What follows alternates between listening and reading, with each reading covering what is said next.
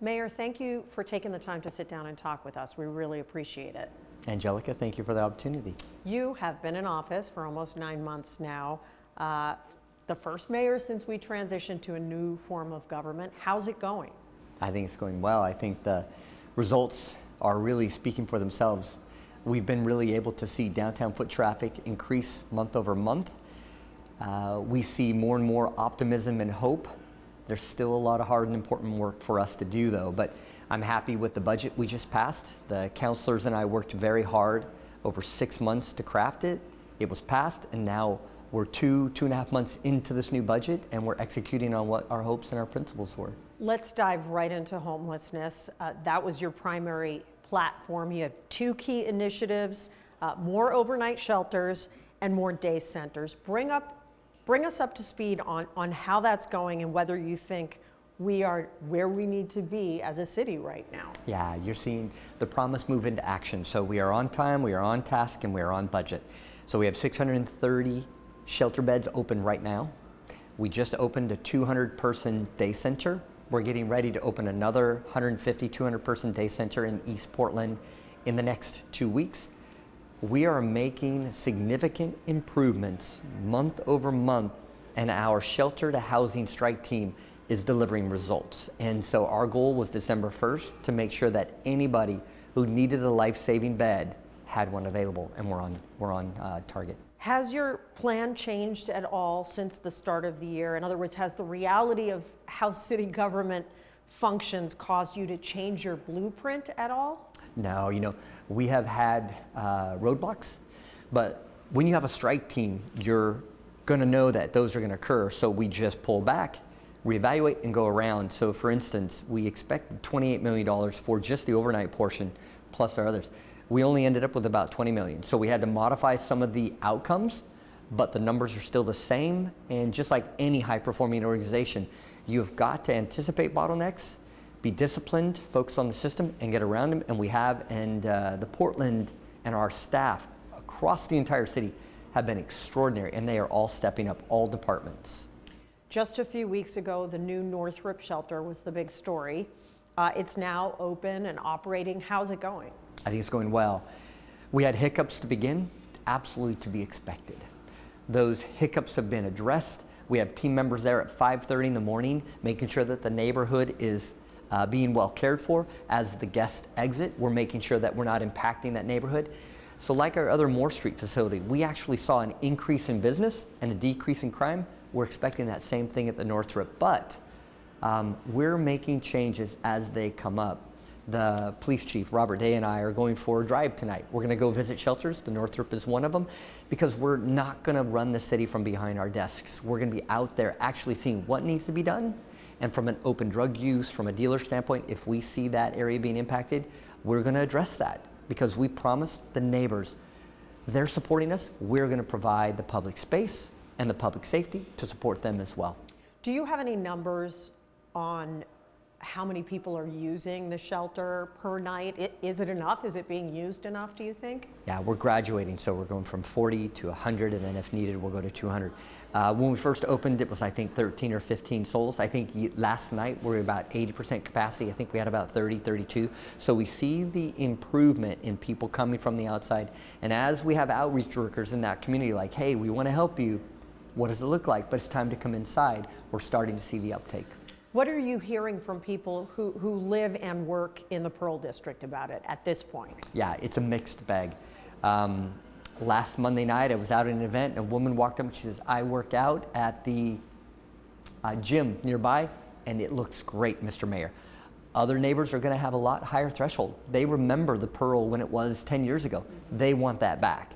They've lost trust in the city, and they're saying, Mr. Mayor, it's not good enough. And so we need to take that to heart and say, it's not good enough. One tent in the community is not good enough because somebody's suffering. One drug deal, one drug user who's lying on the street, is not good enough. I share their needs and their desires as well. Realistically, how long do you think it will take to get that back? Well, I'm an optimist, so my goal is I want that to be accomplished every day. But I'm also a realist, so I'm going by the shelters every few days and seeing what improvements. But let's talk about the Oasis Day Center we just opened. We opened right in the middle and across the street from the Greyhound station, Union Station. Those were impacted, blighted neighborhoods. Go by right now and you won't find any tents at the Greyhound station. We had 10, 20 tents there. We're washing the sidewalk. We're addressing the drug dealing, the drug use. Go to the Union Station. You will see a community, a neighborhood that is in a resurgent situation. Can it improve? You bet. We're going by that shelter tonight. So blight is being addressed because we're addressing the public space and the public safety. At the same time, you host a shelter, our promise is that neighbor is going to see a resurgent in livability, again, a decrease in crime and an increase in business activity. I know that neighborhood very well. I've been covering homelessness for a long time. I've seen a countless number of people using, clearly in the middle of a mental health crisis, fentanyl open on the streets. What is, say, the police chief telling you about that part of the problem, the drug crisis, especially in Old Town Chinatown? Yeah, you know, when I see the tents and the RVs that are proliferated through the city, those aren't always centers for drug and drug use, but oftentimes they are. So once we start explaining to those individuals that behavior, that lifestyle is no longer going to be supported, but we have a better outcome, it's going to be hard on these individuals. And when the weather changes on December 1st, that becomes our force multiplier to say, rock bottom is hard. It's time to come in, but we're going to be ready when they are. Do you think we have enough options for them to get treatment if they choose that path? No, but you have to look at this in a multi-pronged approach. We're doing reunification. We are helping people get home every day. Homes are Tulsa, Tampa, Dallas. That's just a few of the cities we've been helping. So you're sending people back to where they have a support system? Yeah, to their loved ones. How much has the city stepped up that process? Just on numbers alone, we've helped reunify over 80 people so far at less than $10,000. When you think about the cost of a house to build, it's about 500 grand. 80 times 500, that's 40 million. We've spent $10,000. And the outcome is better because we haven't housed them in Portland. We housed them with their brothers, their sisters, their mothers. That was only one part of the equation. Having life-saving shelters the other, but also ramping up our behavioral health and our addiction systems. We see new addiction and dual diagnosis facilities opening every month. 4D's opening in a youth center just in a month or two. The Central City Concern just opened up 80 dual diagnosis beds on Burnside.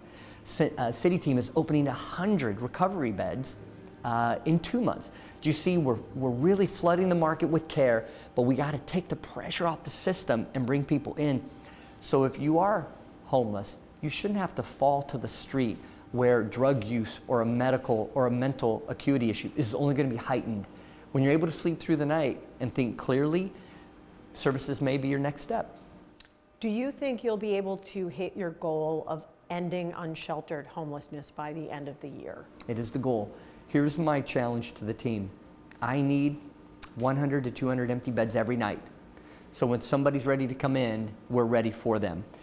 Ending unsheltered homelessness means ending the suffering and making sure we're ready when they are. If somebody is still going to be lying on the street, sleeping in a corner, we understand that. But our job is to talk to them. We want to help you. What does it look like? And if they're in a business corridor, that's against the law. You can't be there. But guess what? We have life-saving care. But tents are going away, RVs are going away. Those things that are impacting and are unsafe for those individuals are also going to be that opportunity for us to say to those individuals, it's time to come in. A lot of people doubt that'll happen. You can call them cynical, but they say, no way. There's no way we could get that done. What do you say to them? I understand that is a challenge. It's a very ambitious goal for you. They know it's going to be hard. The good thing though is that I've had the real benefit of talking to mayors around the country who have succeeded. And they say that you've got to set an unrealistic goal if you want to achieve greatness. I've set an unrealistic goal, but they also said you've got to be willing to work and be relentless. My team is relentless. I'm relentless. We made a promise to December 1st, and those are my neighbors and friends on the street. I'm not going to leave them impacted. A couple years ago, 2023, we had 456 people die on the streets.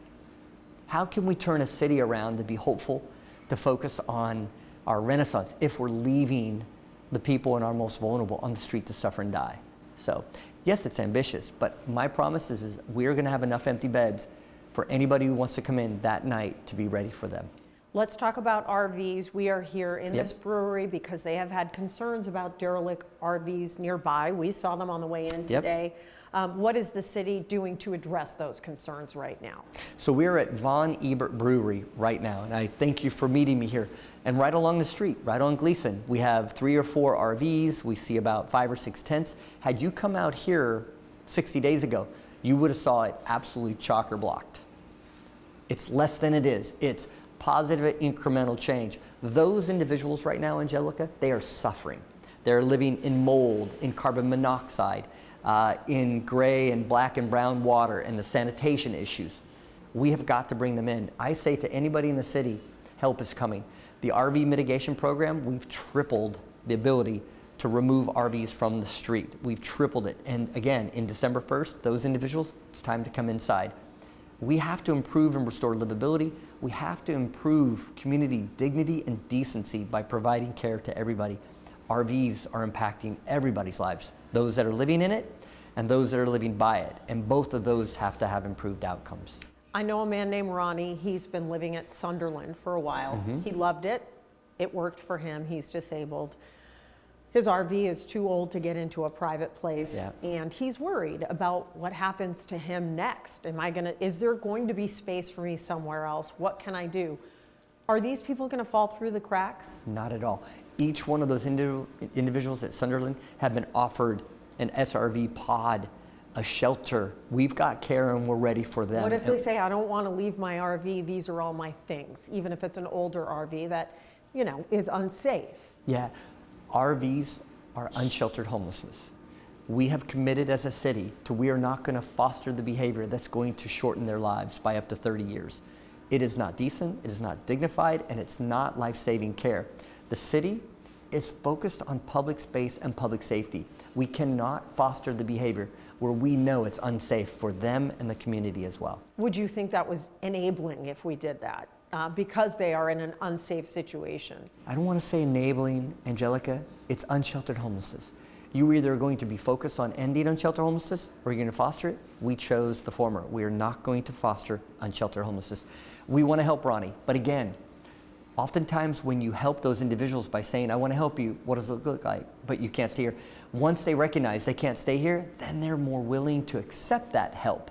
But just staying in that stasis, that limbo, is not going to be something the city supports. I am working on a documentary that focuses on one nonprofit, which their mission is to transform lives rather than just give people transactional services. Yeah. It's called Cultivate Initiatives. Yep. They run one of the SRVs. They do a lot of great things. They give people jobs. They give people purpose. Yeah. We've seen so many success stories. They're allowing us to essentially pull back the curtain and show people what these service providers do, because we often hear, oh, homeless industrial complex, this and that. But at the same time, they're very worried. They have supportive housing services tax dollars that they rely on, and they're worried about their future and not being able to keep going, to evolve, to expand on their mission. Are you worried about that too? Because this is an integral part of how the county and the city deals with homelessness. Absolutely. So Caleb Coder is the executive director for Cultivate Initiatives. They are an extraordinary outfit. Caleb and his team do wonderful work. They are helping people move from the streets into shelter and into workforce development, creating sustainable individuals that are gaining work and employment to housing. They have a wonderful program. One of the problems is Caleb, he'll tell you, his staff and Caleb, they're overworked. They are tired. In 2017, we had 1,700 people living on the street. Today it's 7,500. Every year they see another 1,000 people added to their work list. There's no celebration. All they see is the misery and the tragedy only increase, and then the funding go down. They're asked to do more and more with less and less without outcomes being improved. So that's what we're doing at the city. Again, it goes back to we're not going to let people suffer and die on the streets because we want Caleb to be successful, but people need to know that when you join the Cultivate Initiative, you're not going to be able to just go through halfway and end up on a tent on the street. That's going away. That end of it, it's no longer easy to be handed a tent and to live on the street anymore. Does that make sense? Yes, that's we their mission. Want to supercharge. Their mission is we're going to Exactly. hold your hand as long as it takes and give you that purpose back so you get back into the Exactly, workforce, Angelica. you get back into housing. You see, the system's broken though. It was only up until 4 or 5 months ago that the county stopped handing out tents. The city was handing out tents up like to 2 years ago. The city and the county were actively fostering and handing out tents, creating the behavior that we needed to end, and Caleb's then trying to help people with consequences and holding them accountable. Hey, come into the system. Now, it's hard work. Yes, it's hard work. But when you're able to be handed a tent by a jurisdiction to go live on the street where drugs and behavioral health are endemic, do you see how much harder his job is? I want to make his success better, stronger, and celebrate his wins. And if somebody, falls back, that's part of recovery. But we don't want you to fall back and hand you a tent or an RV and say, just go onto the street and wait until you're ready. No, those are going away. It's time to come in. The goal should be to put places like Cultivate Initiatives out of business. They will tell you that. Yep. That's obviously a lofty goal. Yep. Do you think the county is doing their part and working with the city to do that? The city's relationship with the county has been fractured in the Yep. past, particularly when it comes to homelessness. How are we doing right now? I have told everybody for the last year and a half, I'm not pointing fingers at them. I'm going to work with them. In every meeting I have, I'm committed to working with county to bring us together.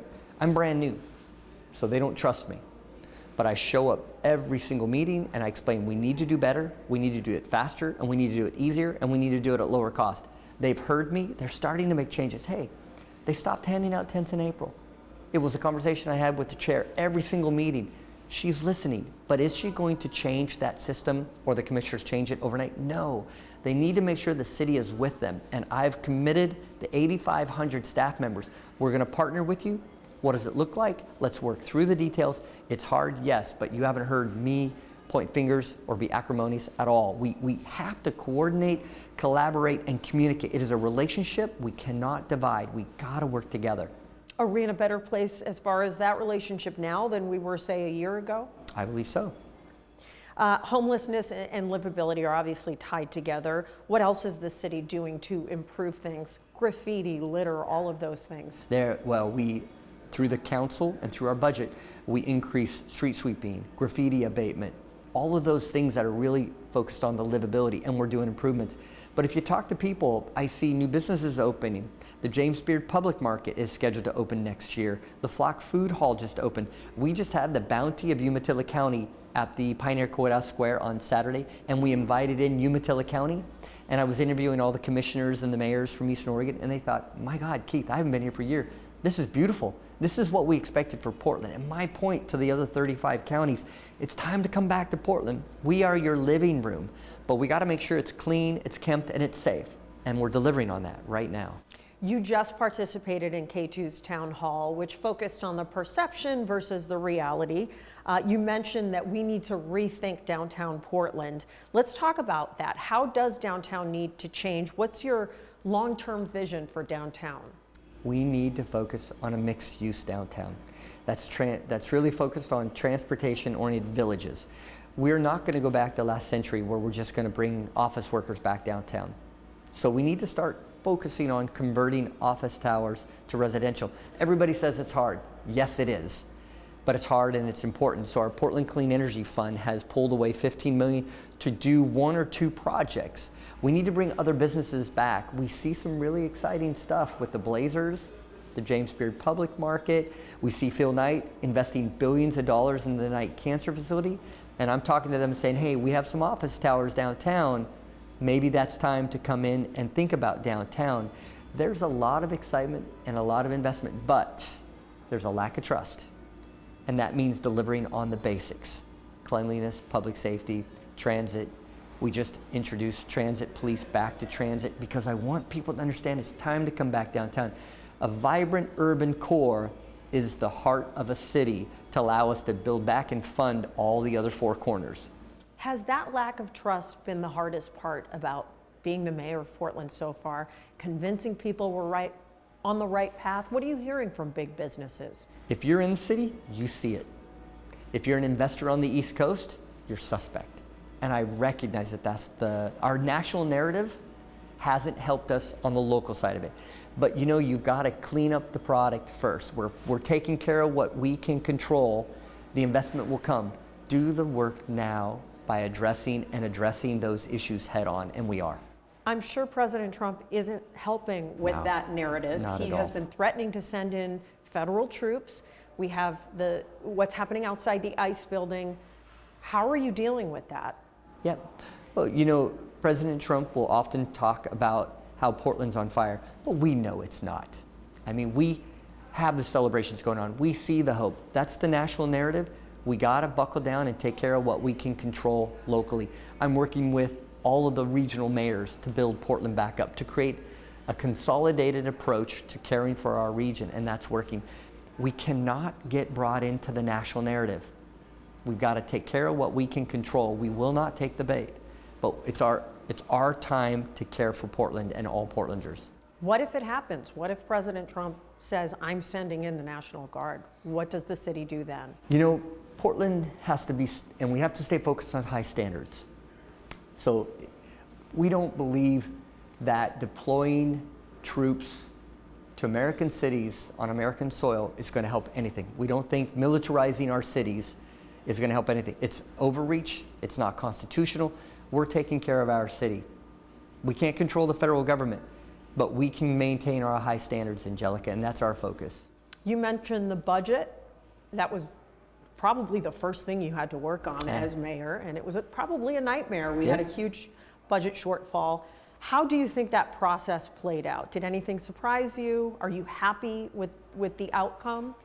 Happy with the outcome. So I'm sure we could always use more money. That would have been the best. No, absolutely. Situation. Our council and I, we inherited a $100 million deficit, give or take, and we went to work. My job was to focus on the revenue side. So I spoke to anybody I could in Oregon to fundraise, and we did an extraordinary job. And then the councilors and I had some very difficult decisions on areas we had to cut. We did have to increase some fees in certain areas, but we overcame a $100 million deficit. And for the most part, services are intact in Portland. In fact, we helped out in the livability areas. We have another budget crisis coming up, and we've already started working on it now, and we'll get through it. You talk about fees. The parking fees is a big issue. A lot of people are saying, okay, the city wants people to come back downtown, but now I have to pay more. My budget is already stretched thin. We don't have enough in this economy. Is that a problem right now? Yeah, it is. It's like we're trying certain things. Our job as councilors and the mayor is to try things. We're going to fail. But then we got to focus on improving and then trying again.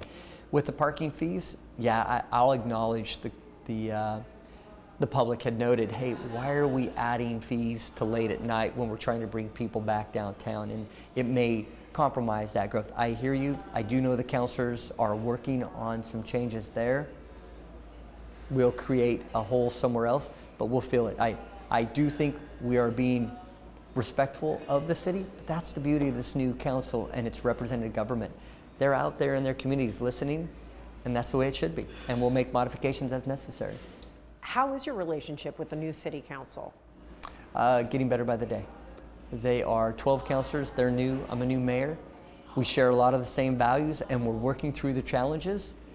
There isn't a week that goes by where we aren't communicating and improving how the council works and how the interaction works and how the city and the administration is moving forward. In general, what do you think we're doing right as a city, and where do we really need to improve and maybe course correct? This new executive mayor is working well. I have and control the 26 departments and bureaus. The collaboration between our DCAs and one another, we are fixing problems fast and we are taking advantage of opportunities faster.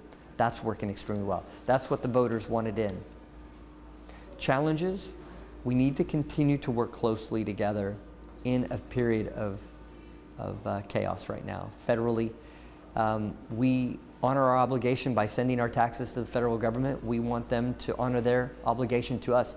Our challenges with the council is making sure that we can fund our government to the level that the citizens need, but we need those obligations to be met. Are you satisfied with the Police Bureau and Chief Day and his performance since you've taken office? Absolutely. The Portland Police Bureau have operated at high standards. And when there have been questions, they have really stepped up and modified. Chief Day has done an extraordinary job.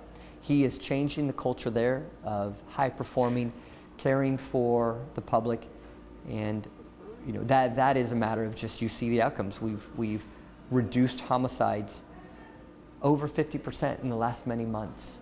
We've seen response times starting to come down. We've seen overtime starting to come down. He is really doing a great job. We meet often, we talk about the system, we talk about high standards, and he is meeting the moment. Mayor Wilson, thank you so much Thank you, for your Angelica. time. I nice to appreciate see it. you, yeah.